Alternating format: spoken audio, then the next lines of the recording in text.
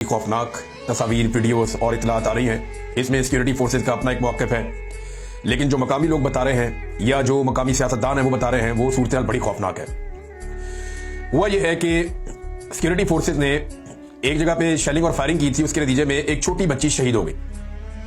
इसे जो बताया जा रहा है, मकामी सोर्सेज कह रहे हैं कि इसको एक मार्टर का शेल लगा है। ये मार्टर का शेल जो है सिक्योरिटी फोर्सेज ही फायर करती हैं, किसी और के पास तो होता नहीं है। तो ये एक मार्टर का गोला फेंका गया था जिसमें ये बच्ची शहीद हो गई। कुछ लोग कह रहे हैं कि शायद गोली लगने से शहीद हुई, लेकिन इस बच्ची की शहादत के बाद बड़ा सख्त रिएक्शन आया पूरे इलाके में।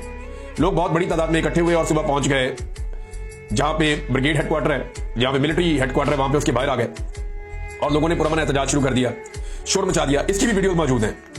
कुछ वीडियोज में लोगों ने कुछ गाड़ियां रोकी थी, उनमें से एक गाड़ी से लोग पूछ रहे थे कि नीचे उतरो, देखो बच्ची को क्यों शहीद किया है, तुम किससे लड़ रहे हो, क्यों मार रहे हो। तो किसी ने उन्हें जवाब नहीं दिया।